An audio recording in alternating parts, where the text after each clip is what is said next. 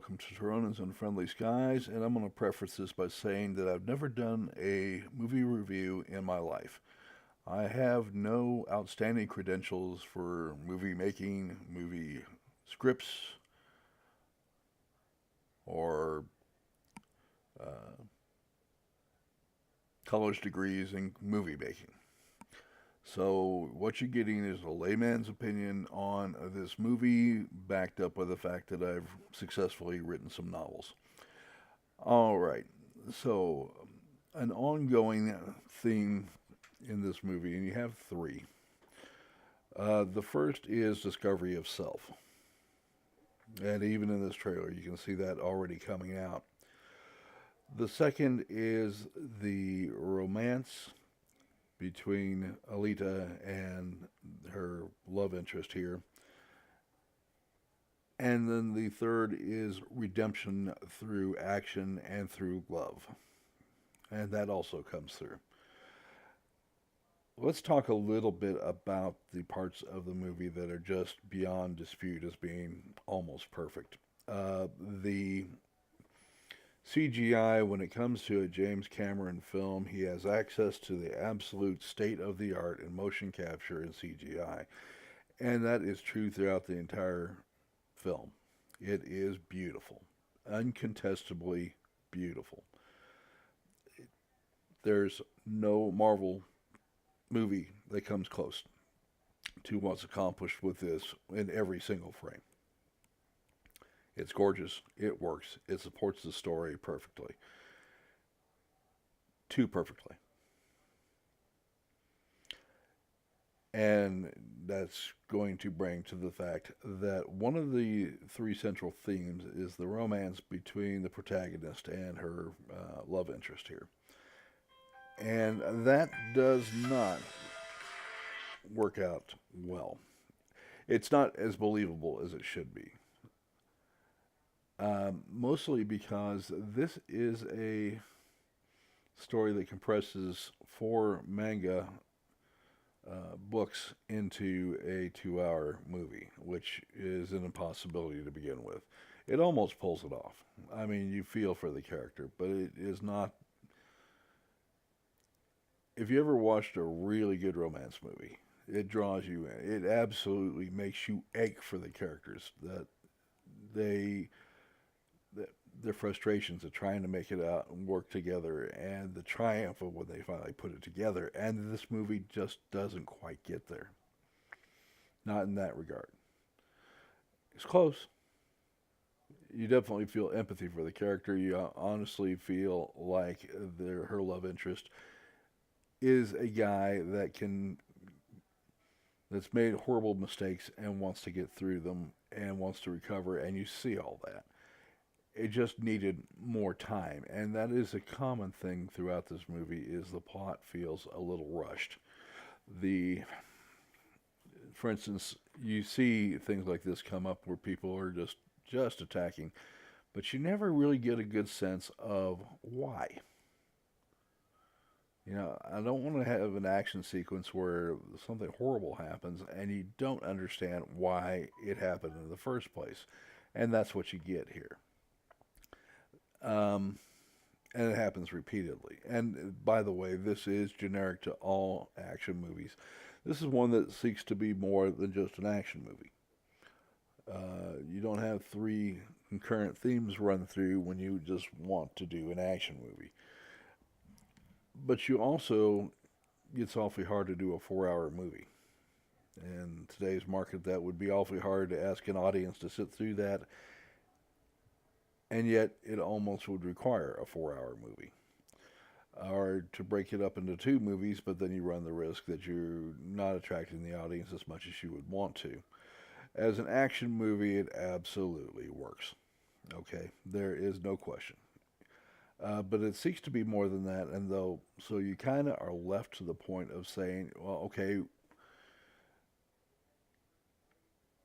if it was just this and it had some undercurrents that weren't as well explored or trying to be explored in the movie, you'd be a lot better off.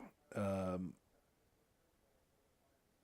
but It is, and I applaud the fact that they are trying to do more than just make an action movie.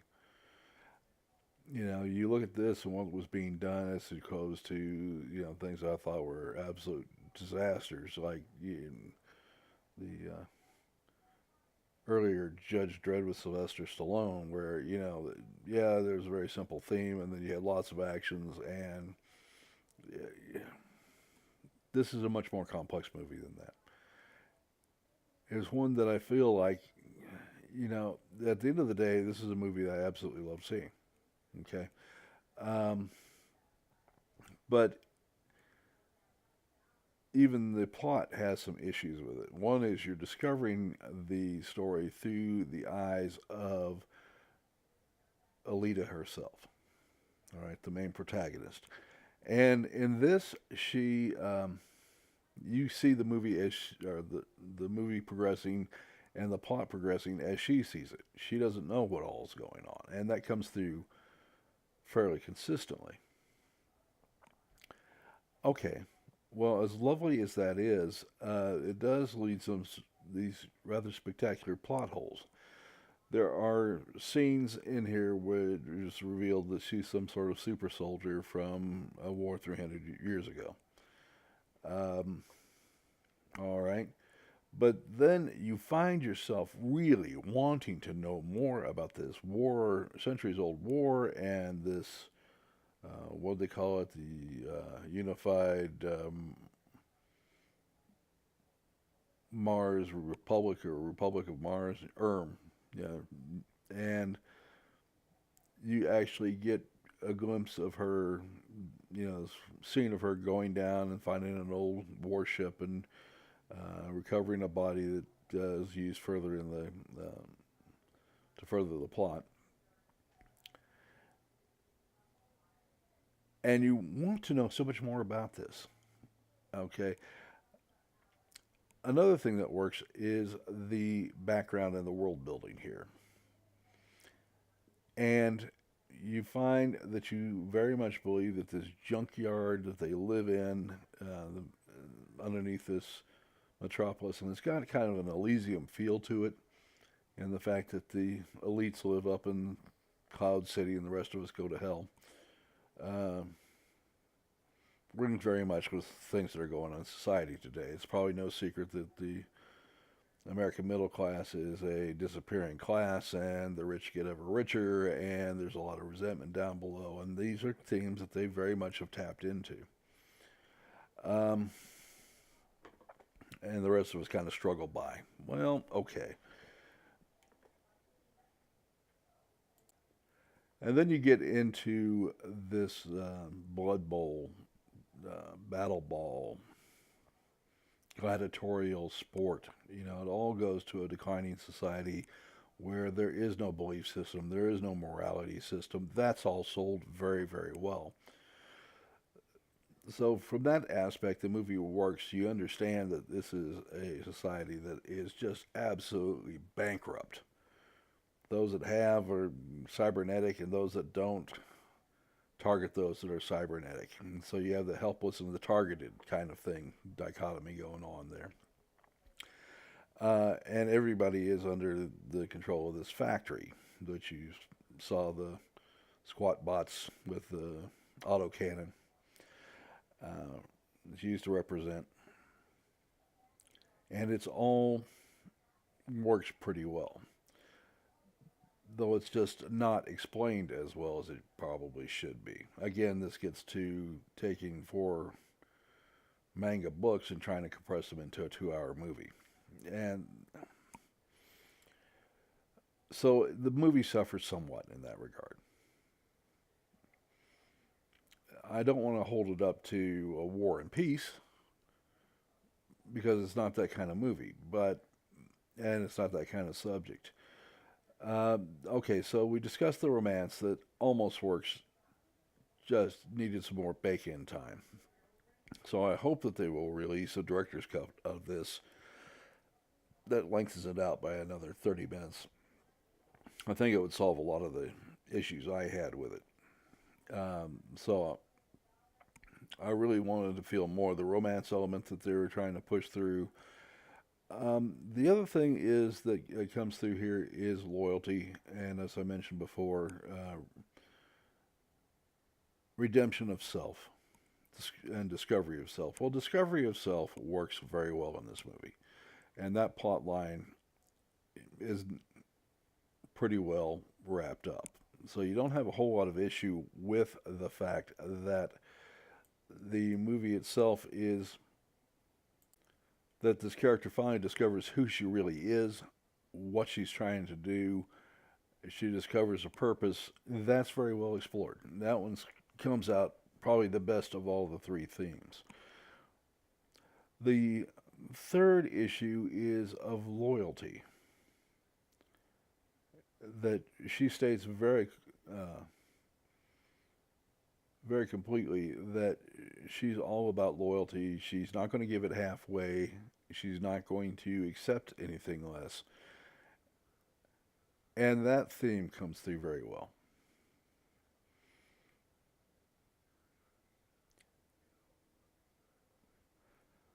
Where the movie fails, and it's and I need to state that this is a fairly minor failing, is that it needs to be explained better. Just flat needs another 30 minutes to an hour of dialogue, in my opinion. You need to flesh out this world a little bit. You need to flesh out the uh, motivations of the villains. They need to be far more complete than they are.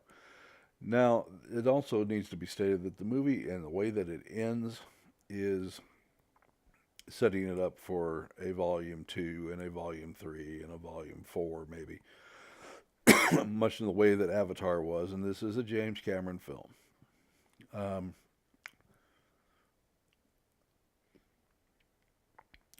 but where you understand Avatar from beginning to end and why things happen the way they happen, regardless of any other arguments that takes place, this doesn't succeed at quite the same level. All right, I still have questions about the factory, this floating city above the city that uh, takes place. Again, the plot hole. That's the second and larger plot hole in this, by the way. You want to know more about this uh, United Republic of Mars and this battle that took place, and how this has obviously shaped both. And is this other power still existent, for instance? We don't even know that. But it's obviously shaped this world in very basic and fundamental ways, and it affects everything around you, and you do not understand why this world is degenerated to this. And that's a question I had going on throughout the movie, and that's not going to be answered by action.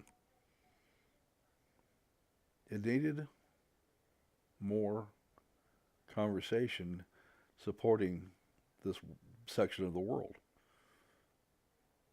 Now, here you see her going into the Mars ship where she gets the body. And by the way, all of this is trailers, put out for publication, copyright free stuff. Um, it's the biggest single failing in the movie, and that's not to say that this is a bad movie. It is not. Compared to a lot of movies out there, including the entire MCU, this is probably better done than most of them, though not all of them.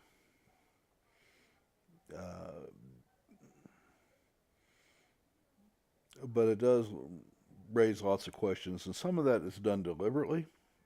Obviously, they want to sell the trailer that comes up in the future, and they want you to be invested in it.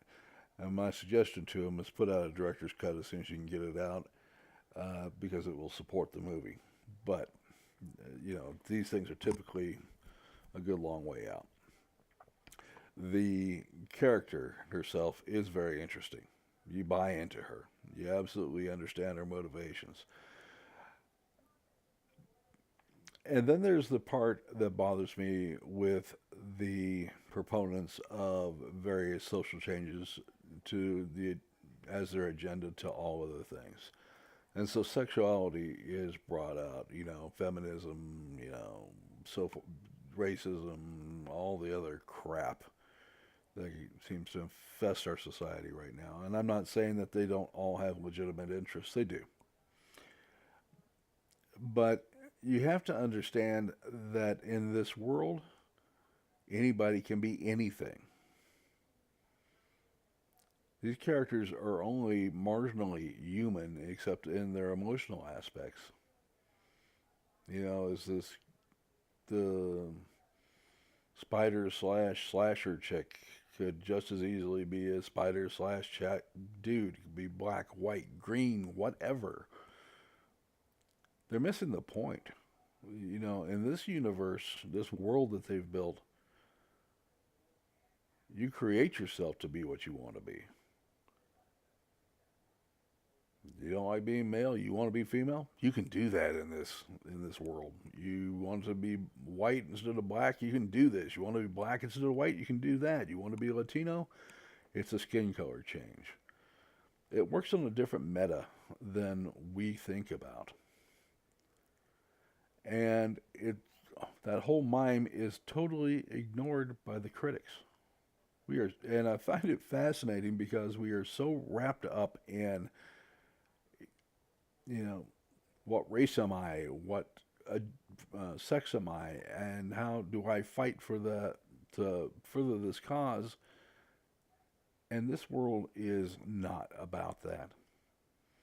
It's about trying to survive, trying to get ahead in an absolute dog eat dog world where cybernetics rule and the have nots will tear you down and leave you a discarded husk in a second to get it. Uh, it's a fascinating and sick world. And I love it. I love the suppositions here. I mean, I wish I'd written something like this. Uh, and it's interesting to watch people's reactions to it. Critics who does. People have an agenda-driven criticism representing some particular segment of our society. And they miss all that because they're so busy trying to advance that agenda into a world that people would look at you like you're insane.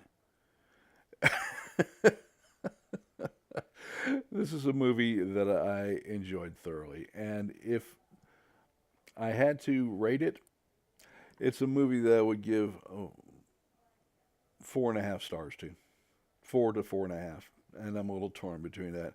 I really want to say 4 because there are so many elements that need to be explored further, and that may be answered in a further movie. In fact, if it does well, I'm pretty sure it will do pretty well, and maybe we'll get a sequel. The opening box office to this in the first week is over $350 million. So I think that it will have a sequel to it. And I hope so, and I hope that a lot of these questions get answered.